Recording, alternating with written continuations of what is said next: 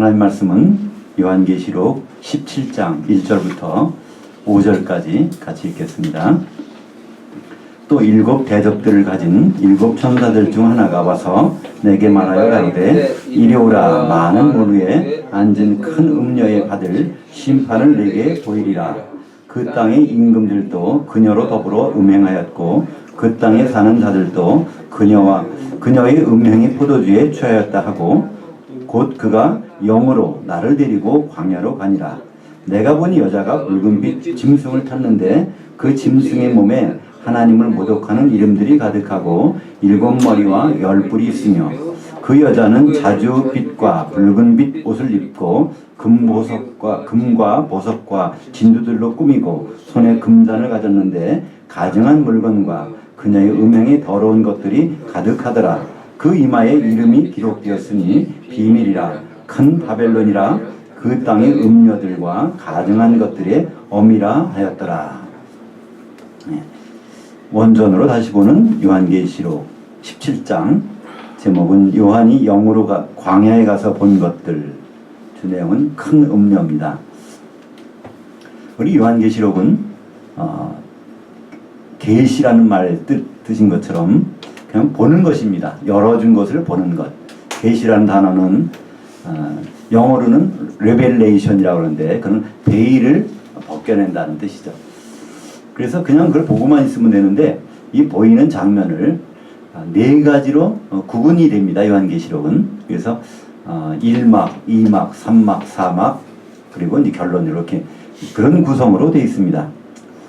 오늘 아주 중요한 새로운 막, 그러니까 세 번째 막이 열리는 그런 장면이 이제 요한계시록 17장에 나오죠.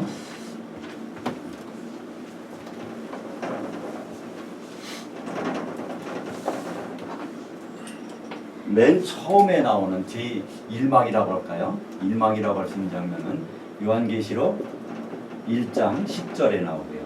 그 다음에 두 번째 막은 계시록 4장 2절에, 그리고 3막은 계시록 17장 3절에, 그리고 마지막 4막은 계시록 21장 10절에. 근데 공통점이 있는 게 있습니다. 여기 항상 우리말 번역으로는요, 성령으로 란 말이 다 들어가 있습니다. 성령으로. 근데 문제는 이 성령으로란 말이 아니라는 거예요. 그러니까 우리가 원전으로 다시 보는 요한계시록 그랬는데 왜 다시 보아야 되냐면 원전에는 성령으로란 말이 없습니다. 대신에 영으로 이렇게 나왔어요. 사도 요한의 영이 이동하면서 보여진 것을 기록한 것이 요한계시록입니다. 우리말 번역 중에 많은 번역들 중에 거기에서 다 성령으로라고 이렇게 습관적으로 집어넣은 것들이 있어요. 근데 사실 영으로라고 하는 엔푸뉴마티라고 하는 그 말은 성경에 35번 딱 있습니다. 그래서 이제 오늘 원래 나눠드리는 것인데 두 번째 강의 시간에 나눠드리는 프린트물을 보시면 거기에 엔푸뉴마티라고 해서 이제 번호가 1번부터 35번까지가 있는 게 있습니다. 이것이 이제 우리 성경에 나오는 영으로라는 단어를 전부 뽑아서 거기다가 놓은 것입니다. 근데 그 영인데 누구 영이냐에 따라서 성경은 반드시 그걸 밝혀준다는 말이죠. 그러니까 그 엔푸니마티 이게 영으로. 근데 우리말 성경 그냥 성령의 감동으로 이렇게 되는데 그것은 좀 다른 것입니다. 예를 들어서 맨 처음에 나오는 영으로라는 말 마태복음 3장 11절에 거기에서 엔푸니마티 하기오라고 해서 엔푸니마티만 되는 것이 아니라 뒤에 하기오가 붙었습니다. 하기오라는 것은요 거룩하다는 거예요. 그래서 그게 붙으면 성령으로 됩니다.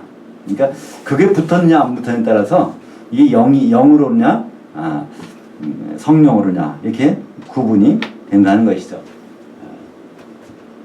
시작 전에 좀 우리가 말씀 나눴지만은 우리의 몸은요 몸속에는 우리 혼이 들어가 살고 있습니다. 그래서 혼이 빠져나가면 그 몸은 뭐가 되죠? 시체입니다. 그죠? 혼이 빠져나가면 시체예요. 근데 혼이 들어와서 살고, 그러니까 혼이라는 게 나 자신입니다. 근데 나 혼 속에 하나님은 인간에게는 뭘 집어넣으셨죠? 바로 영을 집어넣으셨습니다. 영이라는 것은 내가 아닙니다. 영이라는 것은 나의 영입니다. 나에게 주신 하나님의 영이에요. 그래서 우리는 이것이 이 영이 굉장히 필요한데요. 우리는 되게 이렇게 생각하죠. 내가 성령 받으면 내 영은 없어지고 성령이 내 속에 들어와서 다 하시는 것을 생각합니다. 많은 사람들이 그래요. 성령 충만해서 그러면 이게 성령께서 다 알아서 하시는 거로. 근데 로마서 8장 16절인가요? 또 여러분도 있지만은 성령께서 우리 영으로 더불어 기도하시고 간구하시고, 그러니까 우리 영과 같이 교감하시는 분이 성령께서 우리 영과 같이 교감하신단 말이에요. 그러니까 우리 영이 너무나도 중요하단 말이에요. 그죠? 그래서 이제 우리 몸과魂과 영은 세 가지가 이게 구분이 되는데, 전통적인 장로교 신학에서는 이거를 구분 안 합니다. 영과 혼은 똑같이 봐요. 영이나 혼이나 똑같다 얘기합니다. 근데 그들 나름대로 뭐 이렇게 이론은 있지만 그건 말이 안 되는 얘기입니다. 똑같다면 왜 다른 단어를 씁니까? 전혀 단어도 다르고요. 기능도 다르고 다 다릅니다. 한마디로 이 영이라는 것은 하나님과 교통할 수 있는 안테나 같은 것입니다. 우리 스마트폰 안 가졌는 스마트폰이 있으면 이거 사진 찍고 뭐 다 할 수 있어요. 그러나 이 교통하려면 통신비를 내야 됩니다. 그죠? 그래야 이게 통신이 가능한 거예요. 그러니까 아담의 영을 집어넣은 이후로 모든 인간은 영을 갖고 있지만 그것이 죄로 인해서 영이 교통이 끊어져 버렸습니다. 통신비가 끊긴 거예요. 그랬다가 우리는 예수를 믿음으로 그분이 대신 십자가에서 값을 치러주셔서 그때부터 그걸 믿는 사람에게는 교통할 수 있도록 영이 이제 다시 살아난 것입니다. 그걸 거듭났다 그러죠. 그래서 이 영이 활동을 하게 되는데, 그래서 이 영과 혼은 같이 다닙니다. 혼이 나가면 혼 속에는 영도 같이 나오는 거예요. 그래서 죽는 것을 표현할 때 혼이 나갔다, 이것도 죽은 것입니다. 몸은 죽은 거예요. 그죠? 영이 나갔다고 죽은 것입니다. 영만 혼자 나갈 수는 없어요. 왜냐하면 사도 요한이 가서 보고 듣고 하는 모든 것은 감각이 있는 거 아닙니까? 생각이 돼 있단 말이에요. 그죠? 생각이라는 것은 바로 혼이거든요.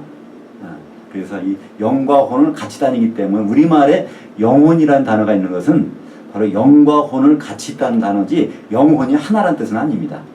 영과 혼이 이렇게 분리되어 있는데, 그것을 성경에서 영으로라는 말을 35번 나오는 중에 특별히 오늘 요한계시록에서는 이 영으로라는 말이 4번이 나옵니다.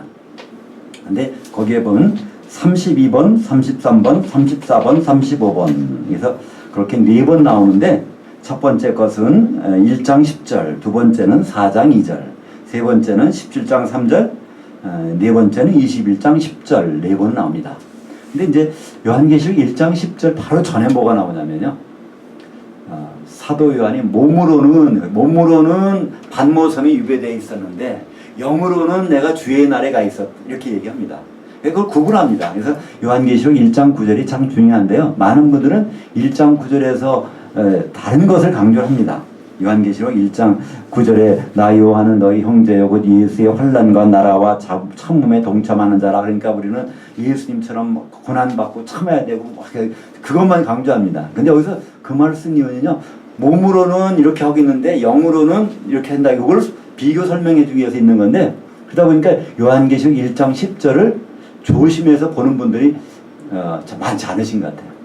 1장 10절을 조심해서 보셨다면 그러면 이게 사도 요한의 영이고, 또 주의 날이라고 하는 것은 거기서 나왔지만은 한결같이 주님의 재림과 관련된 날입니다. 지금 주일날 하는데 그것은요 나중에 생긴 거예요. 주일날은요 로마가 국교가 되면서 그러면서 일요일날을 주일로 만들자 해서 나중에 생긴 것이지, 성경이 기록된 요한계시록에는요 주일날이 없었습니다. 그때 주일날은 주님이 재림하시는 날이란 말이죠. 그러니까 사도 요한이 몸은 반모섬에 있었는데 영으로는 주일날까지 쭉 간 거예요. 주의 날까지. 그러니까 적어도 거의 2000년 이상을 여행을 했을 것입니다. 그러니까 그동안에 쭉 본 것들, 교회의 모습들을 봤을 거 아닙니까?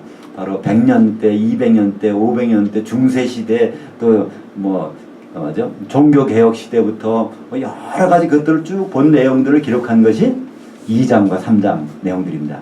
각 교회의 모습들을, 그 모습들을 본 것들을 내가 본 것을 기록하라. 그래서 그것을 기록해 놓았습니다.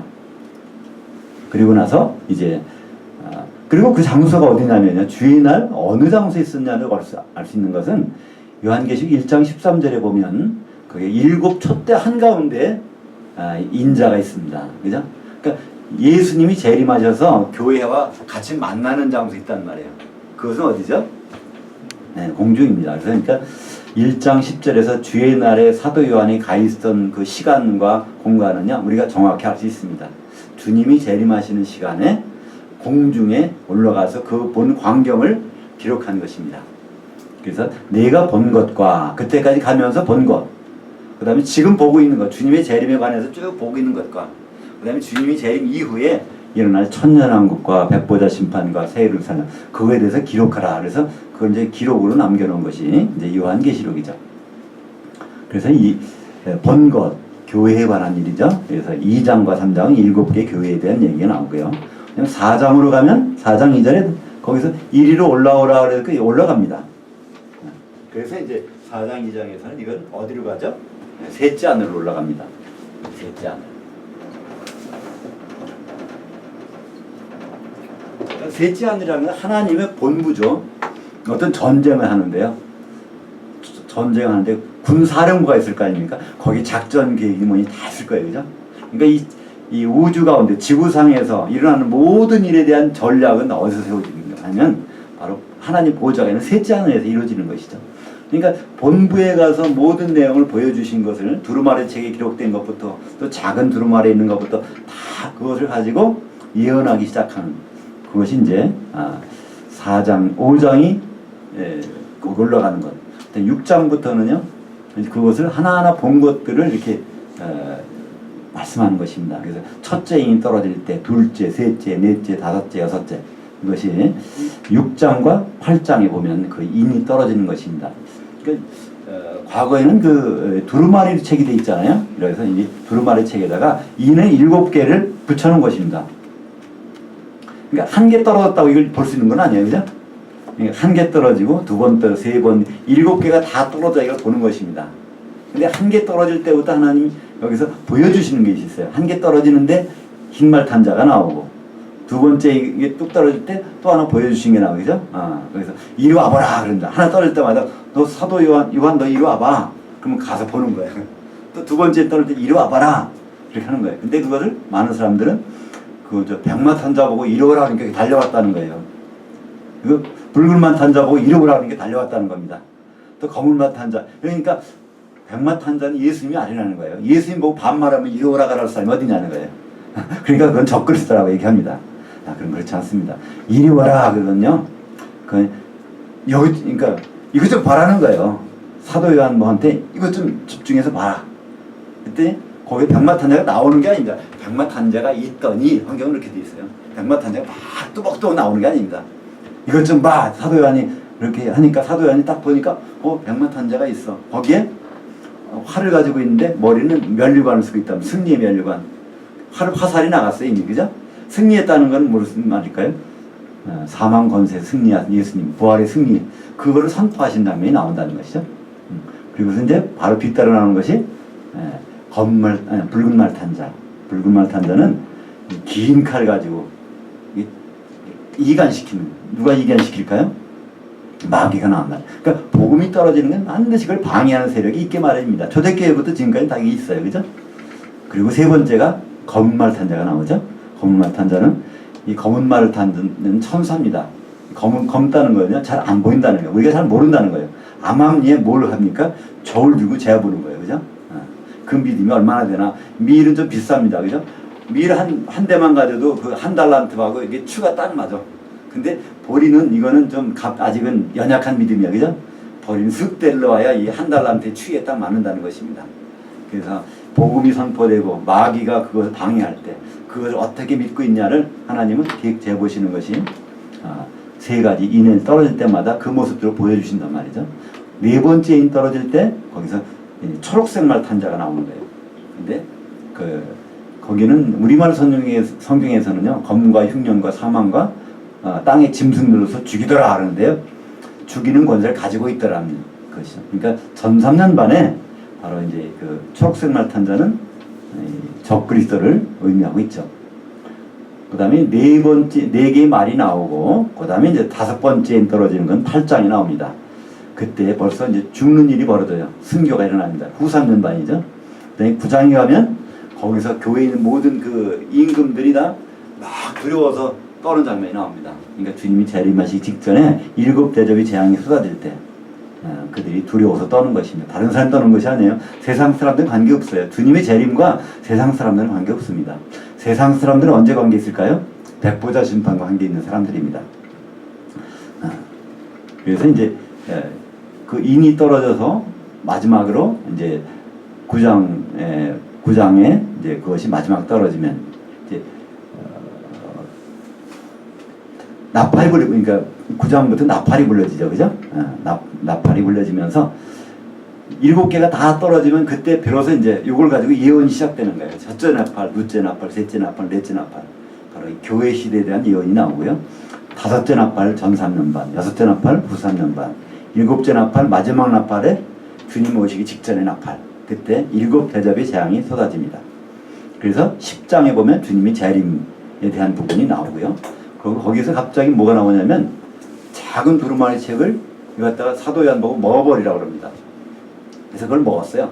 그래서 하신 말씀이 이제 네가 다시 예언하여야 하리라. 지금까지는 교회에 대해서 비밀한 것들을 예언했지만 이제는 작은 책에 대해서는요, 세계 모든 방언 모든 사람들에게 확실한 것을 일러주라는 거예요. 그래서 그것을 먹고서 예언한 장면들이 어디 나오냐면 12장부터 나옵니다. 그래서 1장부터 11장까지는 전반부고요. 12장부터 22장까지는 후반부입니다. 그래서 이제 12장이 맨 처음에 나오는 것이 교회가 나오죠. 여자가 나와요.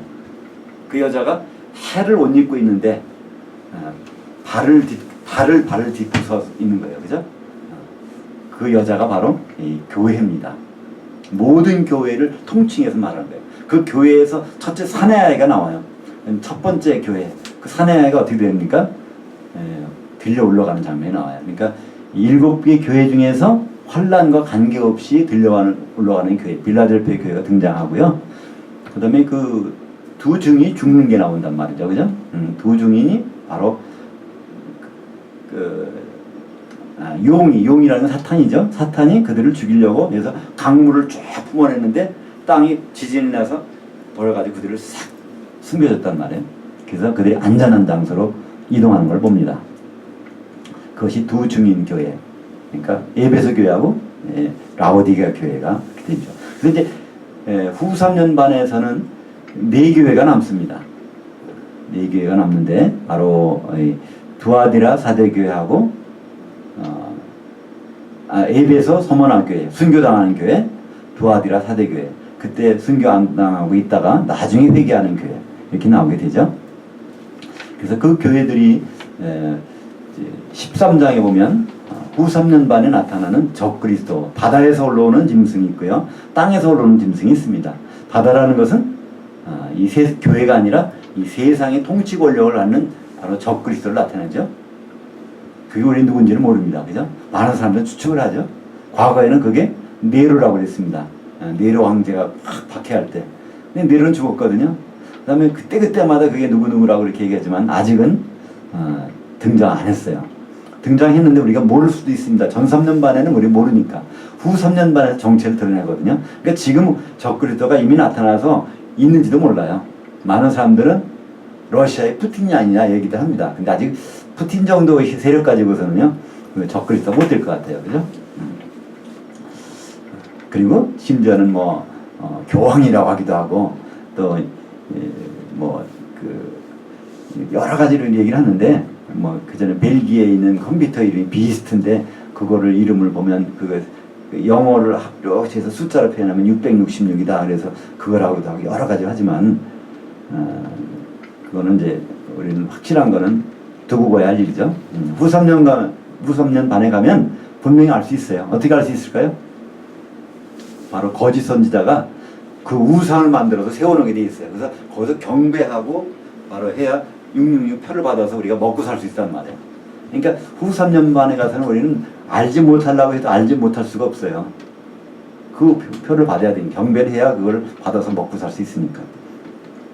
13장에는 두 짐승에 대해서는 얘기가 나오죠. 14장에는 그 후 3년 반의 내용들이 이제 하늘의 모습이 나옵니다. 하늘에 왔더니 14만 4천이 거기 올라가 있어요. 시온산에. 그들이 바로 빌라델피아 교회. 빌라델피아 교회는 약속해 주신 것이 있습니다. 시험의 그 1시간을 면해 주겠다는 거예요. 오늘 요한계시록 17장에는 중요한 두 구절이 있습니다.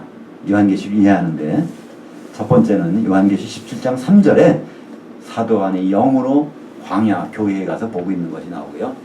17장 12절에 보면 바로 1시간이라는 말이 나옵니다. 그러니까 짐승이 활동하는 그 시간이 1시간이라는 거예요. 그리고 짐승, 적그리스도가 활동하는 기간 7년이잖아요. 그것이 1시간이라고 합니다. 그러니까 요한계시록에서 1시간은 7년을 가리키는 것이죠. 그래서 그 빌라델피아 교회는 바로 시험의 1시간, 7년 하나는 면하게 해주시겠다. 그래서 전 3년 반 동안에는 인을 맞춰 14만 4천에다가 인을 맞게 되면 그 사람들은 아무 해할 수가 없어요. 그러다가 후 3년 반 시작될 때 그들은 시온산으로 올라갑니다. 그래서 14만 4천 명이 시온산에 올라가서 그들만의 찬송을 부르는 것이 나옵니다. 그리고 그 다음에 이제 후반부에 가면 순교당하는 교회들의 모습들이 나오게 되죠. 그리고 15장, 16장에서는요, 7 대접의 재앙이 쏟아지면서 마지막에 회개할 기회를 주는 것이 나와요. 그거 다음에는 회개할 기회도 없어요. 바로 주님이 재림하시니까. 그러니까 주님이 재림하시기 전에 회개해야 된단 말이에요. 그렇잖아요. 우리도 그러죠? 그거 뭐야. 비행기표를 샀는데 사정이 생겨서 그걸 못하게 돼. 그죠?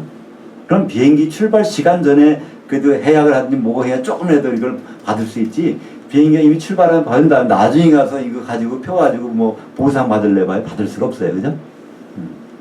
이제 성경에서 우리에게 주시는 마지막 기회. 후 3년 반이 끝나고 주님의 재림하실 그 기간 동안에는요, 반드시 회개를 해야 돼요. 근데 그때 회개하는 자가 없다는 것이 요한계시록 16장에 보니까 사람들이 회개를 안 한다는 거예요. 그때 사람들이 완전히 거기에서 무뎌져 가지고 그걸 모른다는 거예요. 우리는 많은 경우 그렇게 생각합니다. 어떤 교회는 그냥 환난을 당하지 않고 들림은 받고, 어떤 교회는 잠깐 순식간 만에 죽어가지고 순교당했다가 올라가고. 우리 그렇잖아요. 죽는 것도요, 시간을 두고서 죽이는 게 있어요. 그건 참 고통스럽잖아요. 근데 아주 순간적으로 그러니까 죽는다면 그건 고통이 없잖아요. 그죠? 그런 교회도 있어요. 에베소 교회, 라오디게아 교회는요, 내가 촛대로 옮기리라, 입에서 토해내리라. 그거는 금방 순교되고 3년 반 동안에 땅바닥에 있다가 벌떡 일어나서 올라가는 교회. 그죠? 그런 게 어디 있어? 있어요. 요한계시록 11장 11절과 12절에 보면 이 두 증인이 딱 땅에서 시체로 있다가 그들이 벌떡 일어나서 이리로 올라간단 말이에요. 그러니까 휴거라는 것은 한꺼번에 일어나는 것이 아니에요. 몇 번 걸쳐서 일어난단 말이죠. 예. 그때 14장, 15장, 16장, 16장까지 주님이 오시기 전에 마지막 재앙이 벌어집니다. 그리고 오늘은 이제 무대가 바뀌어집니다. 17장으로 가서 광야로 가는 겁니다. 이 광야가 어딜까요? 우리 광야에 대해서 한번 사도행전 7장 38절을 같이 읽겠습니다. 시내산에서 말하던 그 천사와 우리 조상들과 함께 광야 교회에 있었고 또 살아있는 말씀을 받아 우리에게 주전자가 이 사람이라.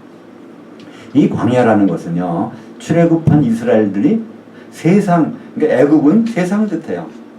세상에서 물을 건너온 사람들이에요. 그죠? 홍해를 건너온 사람들. 그들이 모여 있는 곳이죠. 그것은 바로 지금으로 말하면 교회입니다. 교회는요, 세상에서 물을 건너온 사람들이에요. 히브리서는 히브리인들에게 보낸 편지라고 그랬죠?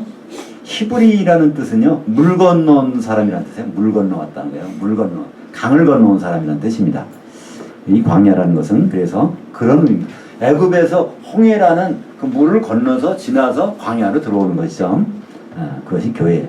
그래서 여기서 요한계시록에서 광야로 데리고 갔다는 것은요, 교회로 가서 보여주시는 것입니다. 근데 그 교회가 언제 교회인가? 초대교회인가? 지금인가? 그렇다면 후 3년 반인가? 전 3년 반인가? 그건 우리 내용으로 보면 알 수 있죠? 그 음녀가 등장했단 말이에요. 그죠? 음녀가. 그 짐승이 등장했어요. 그렇다면 이게 7년 환란기 동안에 교회의 모습들을 이렇게 조명해주고 있구나 우리는 알 수 있습니다. 그래서 요한계시록 17장 3절에서 사도 요한의 영을 광야로 이끌고 갔는데 그것은 우리가 교회인데요. 시대적으로는 짐승도 나타났고 큰 음녀도 나타났고 거짓 선지자도 있고 하는 바로 이 7년 환란의 기간이구나 그러는 우리가 알 수 있습니다. 요한계시록 13장 1절에 보니까 내가 보니 바다에서 한 짐승이 나오는데 이 뿔이 열이요 머리가 7이라 그 뿔에는 열 면류관이 있고 그 머리에는 신성모독하는 이름들이 있더라. 그래서 이 적그리스도의 등장을 우리가 13장에서 봤습니다. 바다는 세상을 뜻하고요. 요한계시록에서 땅은 교회를 의미합니다. 그리고 열뿔이라는 것은 뿔은 권세를 나타내죠. 그 열 나라의 주권을 나타냅니다. 그리고 7머리라는 것은 7 왕조를 나타냅니다. 큰 산, 그것들은 왕조. 그러니까 이 지구상에서 맨 먼저 나오는 제국이 뭘까요? 창세기 읽어보신 분들은 생각날 겁니다. 그죠? 그게 바벨론 제국입니다. 유다를 멸망시킨 바벨론이 아니라 그 유다를 멸망시킨 바벨론을 신바벨론이라고 그래요. 먼저 바벨론이 있었기 때문에 바벨탑을 쌓던 바벨론 제국. 그죠? 그래서 그때부터 시작돼서 그 뒤에 애굽이라는 그 왕조가 있었고요. 그 위에 바벨론이 있었고 또 헬라, 메데바사, 로마 그 6번째 나라는 현재 있는데 근데 앞으로 다른 나라가 생긴다고 이렇게 돼 있습니다. 그러니까 6번째 이 로마 시대 때는 6번째 왕조였죠. 제국. 4절 보니까 자두빛과 붉은빛 옷을 입고 금과 보석과 진주로 꾸미고 여기는 여자가 나옵니다. 큰 음녀가 나오는데 여자는 요한계시록에서 교회입니다. 근데 요한계시록뿐만 아니라 창세기부터 우리는 여자를 교회로 봐야 됩니다. 예를 들어서 창세기 3장 15절에 또 창세기 3장 16절에 거기 나오죠. 선악과 사건 후에 뭐라고 합니까? 여자는 잉태의 고통을 크게 더하리니 이런 말이 나오잖아요. 그 잉태의 고통이 아니라고 그랬죠. 그건 상식적으로는 말이 안 되는 말이죠. 잉태의 고통을 크게 더한다는 거는요. 잉태의 고통이 그렇게 크면 왜 저 약국에 가서 그거를 검사하는 거 가지고 검사를 합니까? 그죠? 임신하는 순간에는요, 그걸 고통이 없기 때문에 모르니까 임신했는지 안 했는지 보는 거죠. 출산의 고통이라면 다 알지만, 전 남자라도 그건 알겠어요. 임신하는 순간의 고통은 그건 없단 말이에요. 우리말 번역이 전혀 잘못된 것이죠. 잉태와 수고를 배가시켜 주겠다는 얘기입니다. 그러니까 그 여자는 교회입니다. 교회에다가 잉태하고 수고하는 그 일감을 주시겠다는 거예요. 그 다음에 수고하고 자녀를 낳을 것이며, 남편을 사모하고 남편은 너를 다스리느니라. 근데 사모한다는 단어는 특별히 떨어지는 연인끼리 그를 기다린다는 뜻입니다. 우리는 지금 예수 그리스도 신랑 되신 분과 떨어져 있어요. 그리고 그분은 우리를 오셔서 메시아로서 통치하실 것입니다. 창세기 3장 16절은 바로 여자에 대한 주님의 그 예언인데 그 여자는 교회라는 것이죠. 그걸 교회를 보지 못하면 창세기에서 이상한 우리가 얻을 게 없어요. 그러나 그걸 교회를 보면 교회에 대해서 이런 사명을 주셨고 이런 운명이 교회에 있구나 그것을 알 수가 있죠. 근데 여자가 교회라면 음녀는 뭘까요? 그러니까 이 여자가 교회라면 여자는 신랑이 정해져 있어요. 예수 그리스도가 신랑이라는 말이에요. 근데 이 신랑을 바라보지 않는 건 다 음녀입니다. 약혼자가 있는데 약혼한 남편을 생각하지 않고 다른 남자 만나러 다닌다고 생각해 보세요. 성경을 음녀라고 하거든요. 그러니까 이 세상 것을 좋아하고 사랑하고 거기에다가 붙어 있는 사람들, 성도라고 하면서 성도가 아닌 사람은 관계없어요. 그분들은 아예 신랑이 그리스도가 아니니까. 근데 신랑이라고 하는 성도라고 하는 교회 다니면서 예수를 믿는다고 하는 분은 다 성도들인데 그분이 연합해서 신랑으로 모실 분 있는데 그분 생각을 안 하고 다른 것을 좋아한다면요. 그게 다 음녀입니다. 그래서 음녀는 이 타락한 교회, 큰 음녀는 타락한 교회의 연합이죠. 근데 여기 보니까 4절에 보니까요. 금과 보석과 진주로 꾸몄다는 겁니다. 바로 이 금과 보석과 진주로 꾸민 것이 무엇일까요? 그것은 새 예루살렘입니다. 새 예루살렘을 보면요, 금과 진주와 보석으로 되어 있어요. 12가지 보석으로 되어 있고 보석으로 되어 있죠. 그 새 예루살렘은 바로 교회의 완성입니다. 그러니까 이 음녀도 교회의 비슷한 모습을 갖추고 있다는 거예요. 그러니까 그래서 금과 보석과 진주로, 아, 이게 진짜 교회인가 봐. 새 예루살렘의 모습을 여기서 볼 수 있네. 아, 그게 아니죠. 손에 그리고 뭐가 있습니까? 금잔을 들었습니다. 교회의 음녀가 금잔을 들었어요. 이 교회는 뭘 드려야 됩니까? 에베소서 6장에 보면요, 하나님의 전신갑주를 입으라고 그래요. 마귀를 대적하기 위해서는 하나님의 전신갑주를 입으라고. 근데 거기서도요, 전신갑주를 각자 입는 것이 아닙니다. 각계 전투하는 듯이 입는 것이 아니에요. 한 벌의 옷을, 한 벌의 갑주를 같이 입으라는 겁니다. 그게 전신갑주가 뭘까? 이게 교회거든요. 그 교회 안에서 한 몸이 돼서 있으라는 것이 요한계시록, 아니, 에베소서 6장의 내용인데, 우리는 각자 입고 나가서 칼도 들고 방패도 가지고 뭐 각자 싸우려니까 백전백패죠. 그 마귀는 허락하라고 한 것이 아닙니다. 예수님 그러셨잖아요.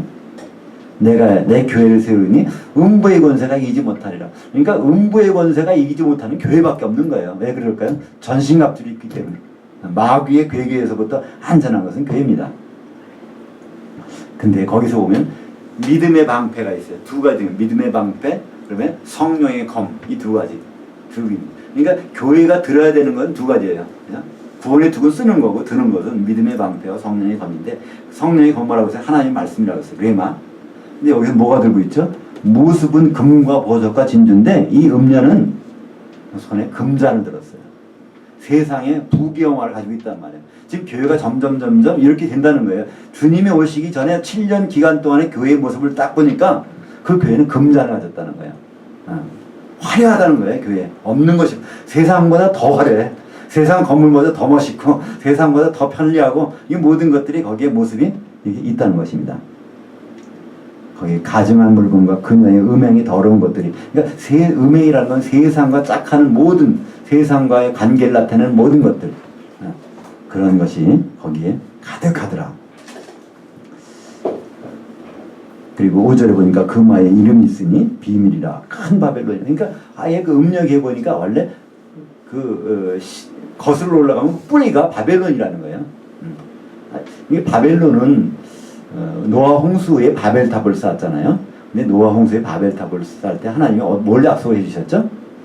홍수 심판 없겠다. 그리고 생육하고 번성이 제발 흩어져라. 하나님은요, 두 가지 하셨어요. 홍수 심판 없을 거고 이제 흩어져라. 근데 그때 그 말을 들은 사람들이 한 일은 뭐죠?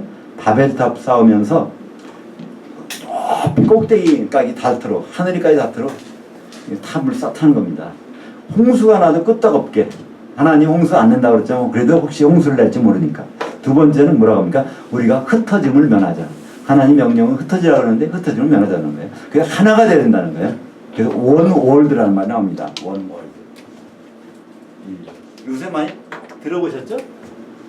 작년에 많이 나왔죠? 원 월드.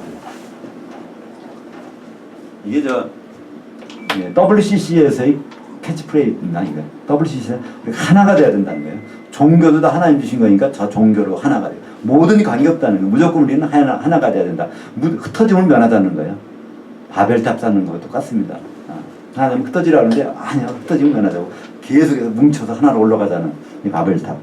바로 이 큰 음녀가 이 바벨론이라는 것입니다. 그래서 이제 그것이 구체화되는 것이 18장에 나오는 바벨론 성이죠. 그러니까 우리는 딱 모습을 보면 저 교회는 점점 부흥하는 것 같아, 잘 되는 것 같아, 능력도 나오고 많이, 그거를 판단하면 안 된다는 거예요. 한번 볼까요? 이거 고린도후서 11장 14절과 15절. 이것은 이상한 일이 아닙니다. 사탄도 자기를 광명의 천사로 가장하나니 그러므로 사탄의 일꾼들도 자기를 의의 일꾼으로 가장하는 것이 또한 대단한 일이 아닙니다. 그러니까 이제 주님이 오실 때가 되면 될수록 교회가 점점 더 아주 구분하기 힘들어지는 거예요. 능력도 나오죠. 돈도 많죠. 뭐 엄청나죠. 여러 권세도 나오죠. 이런 일들이. 왜냐면 사탄도 그렇게 할 수 있다는 거예요. 더구나 그렇게 가정할 수 있다는 것입니다. 거기 이제 창세기 좀 전에 말씀드렸던 부분을 한번 확인해 볼까요? 뭐라고 하셨는지. 9장 1절 하나님이 노아와 그 아들들에게 복을 주시며 그들에게 이르시되 생육하고 번성하여 땅에 충만하라. 하나님 이렇게 말씀하셨는데 인간은 어떻게 하는지 한번 보실까요? 창세기 11장 4절 또 말하되 자 성과 대를 쌓아 꼭대기를 하늘에 닿게 하여 우리 이름을 내고 온 지면에 흩어짐을 면하자 했더니 하나님은 흩어지라고 그러는데 흩어짐을 면하자는 거예요. 이것이 바로 바벨탑을 쌓는 사람들의 일입니다. 이 바벨론 종교가 바로 이거라는 것이죠. 6절부터 8절까지 읽겠습니다. 또 내가 보면 이 여자가 성도들의 피와 예수의 증인들의 피에 취한지라 내가 그 여자를 보고 놀랍게 여기고 크게 놀랍게 여기니 그 천사가 가로되 왜 놀랍게 여기느냐 내가 그 여자와 그녀의 탄바 7머리와 10뿔 가진 짐승의 신비를 내게 이르리라. 내가 본 짐승은 전에 있었다가 지금은 없으나 장차 무적행으로부터 올라와 멸망으로 들어갈 자니 땅에 사는 자들로부터 창세 이후로 그 이름이 생명책에 기록되지 못할 자들이 그 이전에 있었다가 지금은 없으나 장차 나올 짐승을 보고 놀랍게 여기리라. 이 적그리스도를 보고 사람들이 여기서 땅에 있던 사람들, 이 교회 다니는 사람들이 그들은 다 미혹한다는 거예요. 적그리스도가 앞으로 등장하면요, 이 세상 사람들을 미혹하는 것이 아니에요. 교회 다니는 사람들을 미혹하고 그 방법을 어떻게 하죠? 거짓 선지자라는 거는 교회 지금 말하면 목사님들이에요. 목사님 중에서 선지자라는 뜻은요, 하나님의 마음을 세상에 드러나는 사람이 선지자라는 뜻인데 거짓 선지자는요, 그것을 핑계로 해서 자기 생각을 드러내는 거예요. 하나님을 빙자해서 자기의 생각을 자꾸만 주입시키는, 그것이 바로 성경이 말하는 거짓 선지자입니다. 그런 일들이 이 땅, 교회에서 일어난다는 것이죠. 그것이 이제 요한계시록 6장에도요, 그런 부분이 조금 나옵니다. 볼까요? 그 무적행을 여니 그 구멍에서 큰 화덕의 연기 같은 연기가 올라오매 해와 공기가 그 구멍의 연기로 말미암아 어두워지고 또 황충들이 연기 가운데로부터 땅 위에 나오매 그들이 땅에는 전갈이 권세 같은 권세를 받았더라. 요한계시록 9장은 이제 전 3년 반, 후 3년 반 두 개가 나옵니다. 그러니까 이제 6째 나팔, 5째 나팔과 6째 나팔이 불러지는 것이죠. 그때 여기서 황충이라는 게 등장해요. 황충이라는 것은 우리말로 뭡니까? 황충. 참 우리말 좀 번역 참 어렵게 했죠? 이게 메뚜기입니다. 메뚜기 황충이에요. 그러니까 황충이란 노란 곤충이라는 거야. 누렇게 생긴 곤충. 메뚜기가 누렇게 생긴 곤충이잖아요. 근데 누렇게 생긴 곤충은 하나님 보시기에 성결한 것이고요. 성도를 나타냅니다. 원래. 그러니까 이제 세례요한이 광야에서 뭐 먹고 살았죠? 메뚜기와 석청을 먹고 살았어요. 그게 거룩한 음식을 먹었다는 거예요. 거룩함을 뜻하는 것입니다. 왜 거룩하냐면 모든 곤충은 다 더럽습니다. 더러운 이유가 배를 땅에 다니기 때문에 그렇다는 거예요. 근데 그 중에서 뒷다리가 있어가지고 언제든지 땅에서부터 분리시킬 수 있는 그건 다 거룩한 거예요. 그러니까 성도들을 메뚜기라고 하고 황충이라고 합니다. 근데 여기에 요한계시록 9장에 나오는 이 황충은 무적행에서부터 나오는 연기로 완전히 쓰였어요. 무적행은 누가 나오죠? 누가 살고 있는 것이 무적행입니까? 네? 귀신. 그걸 어떻게 알으셨어요? 그러니까 누가복음 8장에 보면 예수님이 거라사 지방으로 갔는데 거기서 먼저 알아보잖아요. 귀신이 알아보잖아요. 그죠? 그래서 하는 말이 아직 우리 때가 안 됐는데 왜 우리를 무적행에다 집어넣으려고 하십니까? 그걸 보면 귀신은 자기 집이 무적행이라는 걸 알고 있다는 거예요. 그죠? 근데 여기서 무적행에서 올라오는 귀신처럼 연기처럼 올라오는 말이에요. 그것이 황충 속에 들어가니까 황충 성도들이 귀신 들린 거예요.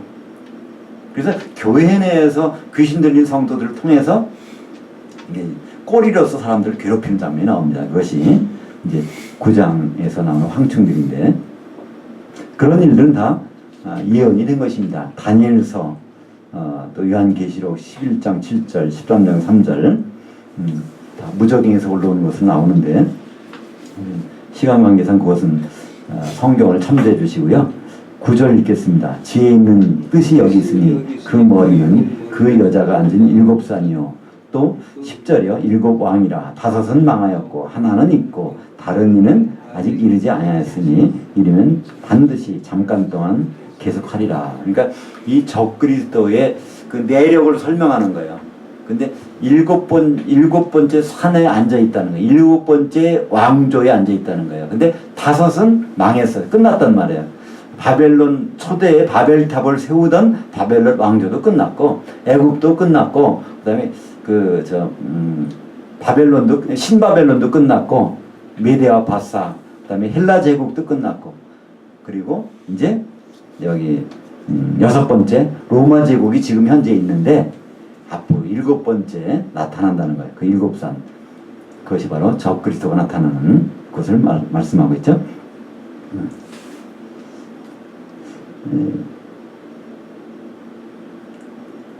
11절 보겠습니다. 전에 있었다가 지금 없어진 짐승은 여덟째 왕이니 일곱 중에 속한 자라 그가 멸망으로 들어가리라. 요건 조금 한번 생각을 하셔야 됩니다. 지난번에 나눠드린 것을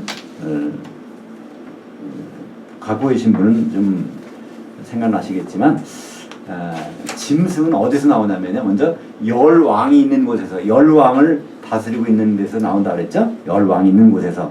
근데 열 왕 중에서 세 뿔이 거기서 하나가 나오면서 그 세 뿔을 잡아먹어요. 하나가 나오면서. 그래서 이 세 뿔을 잡아먹고 그것이 여덟 번째가 되는 거예요. 10개 중에서 3개를 잡아먹는 하나의 뿔이 나온단 말이에요. 이게 뭐라고 했죠? 이것이 바로 거짓 이제 적그리스도. 그래서 여기서 여덟 번째라는 것이 그래서 나온 것입니다. 짐승은 여덟째 왕이니 해서 원래 10개의 왕이 있었는데 그 중에 3개를 하나 딱 장악하는 것에서 나타나는 여덟째 왕이 그것이 바로 적그리스도죠. 12절 보겠습니다. 내가 보던 열뿔은 열왕이니 아직 나라를 얻지 못하였으나 다만 짐승으로 더불어 임금처럼 권세를 1시간 동안 받으리라. 여기 1시간 나옵니다. 그러니까 이 열왕이 짐승과 더불어 활동하는 시간은 1시간이에요. 그 1시간은 7년 환란이죠. 다니엘서에 하면 7일, 한 일회니까 7일이고요. 유언서에서 하루는 1년입니다. 그래서 1시간은 7년. 그러면 요한계시록에서 제가 문제 하나 드릴까요? 단시간은 몇 년일까요? 네? 3년 반이 반시간입니다. 그러니까 요한계시록 8장에 보면 이제 7죄인이 떨어지고 나서 반시간 동안 고요해 나팔이 부는 일이 벌어지기 전에 반시간이 고요해진 거예요. 그죠? 나팔이 벌어지면서 이제 복음이 선포되고 이게 교회 시대가 시작되는데 교회 시대가 시작되기 전에 반시간 동안 고요한 시간이 있다는 것입니다. 마귀가 활동을 잠깐 동안 중지한 시간이요. 사탄 마귀가 중지한. 그러니까 예수님이 30세가 되어서 활동을 시작하실 때 그때 사탄 마귀가 나타났죠. 광야에 가서 시험했잖아요. 40일 동안에 금식하신 다음에 광야에서 3가지 시험을 그때 나타났었어요. 누가복음에 보면 그가 얼마 동안 떠나더라. 그러다가 언제 나타나죠? 가룟 유다에게 예수를 팔 마음을 집어넣었더니 그리고 마귀가 그게 이제 같이 나옵니다. 그죠? 그때 등장하는 거예요. 3년 반 후에 딱 등장해서 이제 십자가 사건 이후에 이제 교회 시대가 나타나는 걸 볼 수 있습니다. 그래서 이 반시간은 이거 요한계시록 17장 12절에 이것이 없다면요. 우리는 굉장히 좀 여러 가지로 오해할 수도 있어요. 이해가 어려울 수도 있어요. 그러나 요한계시록 17장 12절 말씀 때문에 요한계시록에서 반시간이라는 것이 3년 반을 나타내는 거구나. 우리는 쉽게 이해할 수가 있죠. 13절 읽겠습니다. 그들이 한 뜻을 가지고 자기의 능력과 권세를 짐승에게 주더라. 14절요. 그들이 어린 양으로 더불어 싸우려니와 어린 양은 만주의 주시오 만왕의 왕이심으로 그들을 이기실 터이요 또 그와 함께 있는 자들 곧 부르심을 입고 빼내심을 얻고 진실한 자들은 이기리로다. 그러니까 어린 양과 대적한다는 겁니다. 그러니까 어린 양과 대적하는 것이 어린 양은 그리스도죠. 대적하면 누굽니까? 적그리스도 그죠? 예. 16장과 19장에서 19장 보겠습니다. 19장 11절 또 내가 하늘에 열린 것을 보니 보라 백마와 그것을 탄 자가 있으니 그 이름은 믿음의 사람과 진리의 사람이라 그가 공리로 심판하며 싸우더라. 우리말 성경책에는 충신이라고 번역했어요. 그러니까 예수님은 충신이 아닙니다. 이것은 신하가 아니에요. 그죠? 원래 단어는요, 믿음의 사람이라는 뜻입니다. 또 예수님은 진리의 사람이. 우리는 성경에 보면요, 그리스도의 믿음이라는 말이 많이 나와요. 우리는 참 믿음이라는 것이 무엇일까? 참 답답하잖아요. 믿음이 뭔가? 딱 질문 받았다면 뭐라고 하시겠어요?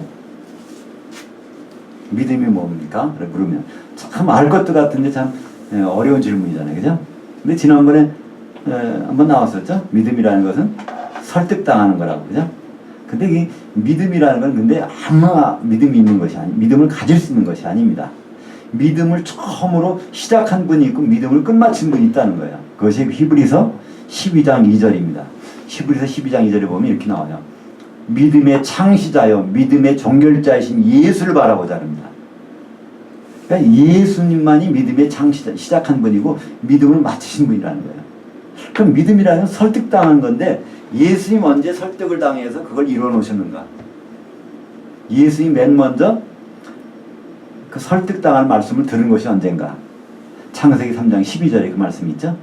바로 선악과 사건 이후에 바로 선악을 아는 일에 우리 중 하나가 이 말씀 나와요. 성부, 성자, 성령 중에서 선악을 경험하는 분이, 죽음과 부활을 경험하는 분이 있어야 되겠다는 말이 나온다는 것이에요.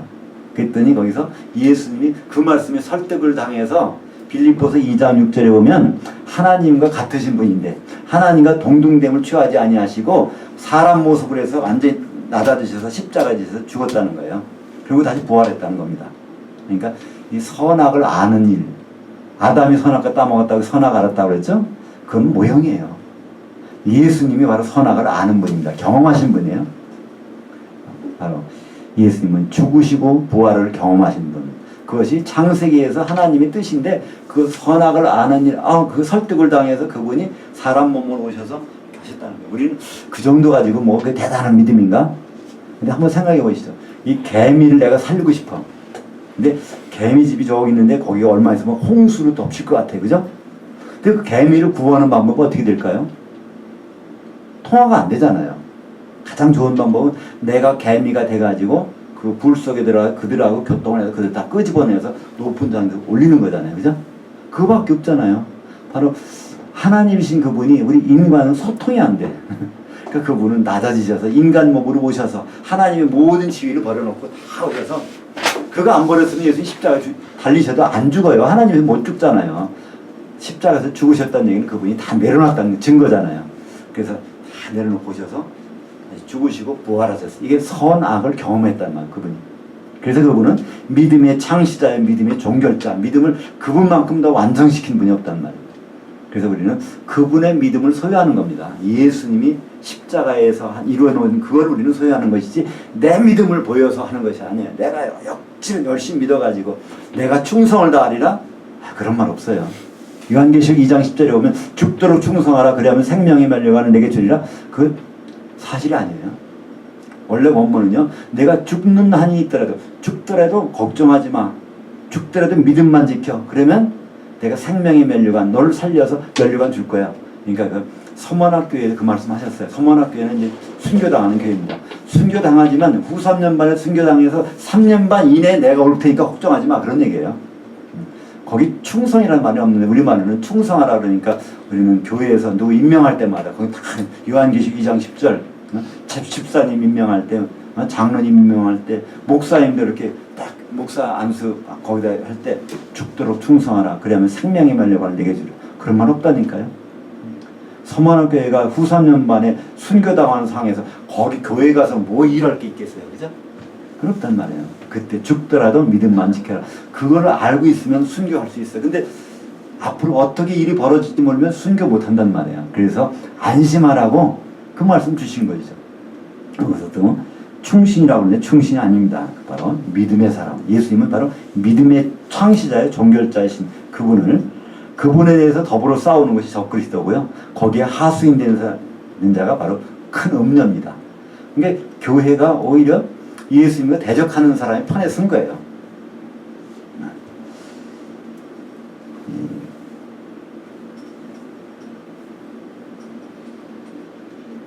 15절 16절 보겠습니다. 또 그가 내게 말하되 내가 본 바 큰 음녀에 앉은 물은 온 백성과 무리와 열국의 방언들이니라. 내가 본 바 이 열불과 짐승의 그 음녀를 미워하여 망하게 하고 벌거벗게 하고 그 살을 먹고 불로 아주 사르리라.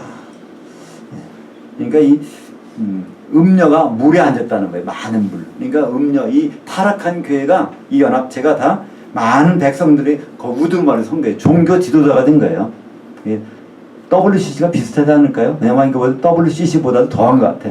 완전히 전 세계 장악하는 종교 지도자가 있는데 16절에 보니까 그게 오래 못 간다는 거예요. 짐승이 그 음녀를 미워해서 결국은 음녀를 불로 살려버리는 겁니다. 그러니까 이 교회가 세상에 이용만 당하는 거예요. 이제 이용당하고 나중에는 먼저 살라지는 것을 볼 수가 있죠. 14장 8절 읽겠습니다. 또 다른 천사가 곧 둘째가 그 뒤를 따라 말하되 무너졌도다. 이게 타락했도다. 큰 성 바벨론이여 모든 나라에게 그의 음행으로 말미암아 진노의 포도주를 먹이던 자로다 하더라. 이 이제 음녀가 망한 거예요. 그러니까 여기서는 이 무너졌도다가요 번역이 좀 잘못된 겁니다. 타락했다는 거예요. 교회가 타락했다는 거예요. 지금 후 3년 만에 얼마나 타락했는지 모르겠다는 겁니다.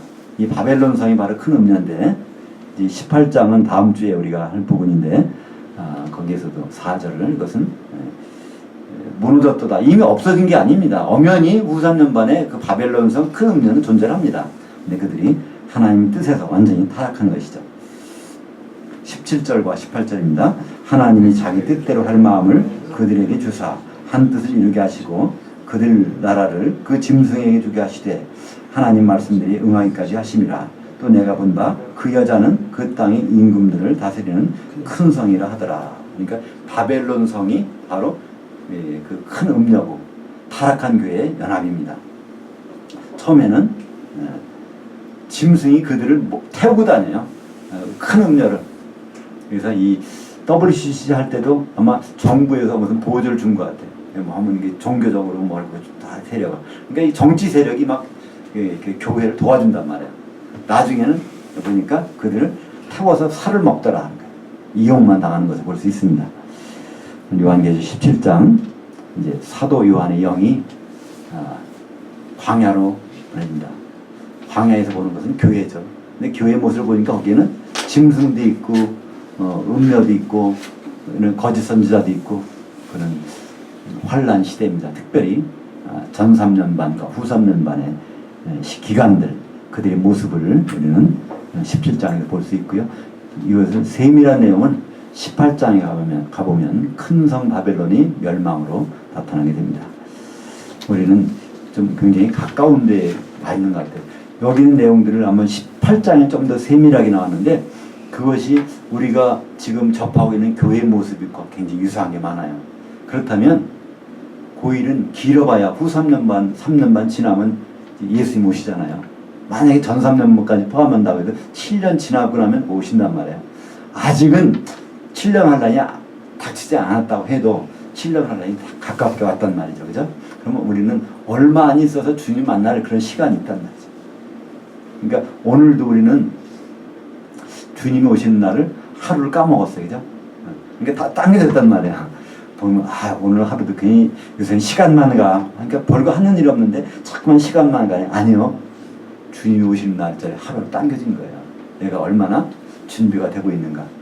우리는 그냥 한탄하고 시간 보낼 것이 아니라 주님 만약 일정이 자꾸만 결혼식이 일정이 다가오는데 그게 하루하루 당겨지고 있는데 점점 긴장하는 건 사실 아닐까요? 그죠? 긴장이 없다면 결혼을 아예 결혼식을 별 의미가 안 드는 거죠. 그죠? 근데 결혼 날짜를 받고 있는 신부가 결혼 하루하루 당겨지는 것에 대해서 무감각하다면 내가 정말 결혼할 사람 맞는가? 다시 한번 우리는 생각을 해봐야 될 것 같습니다.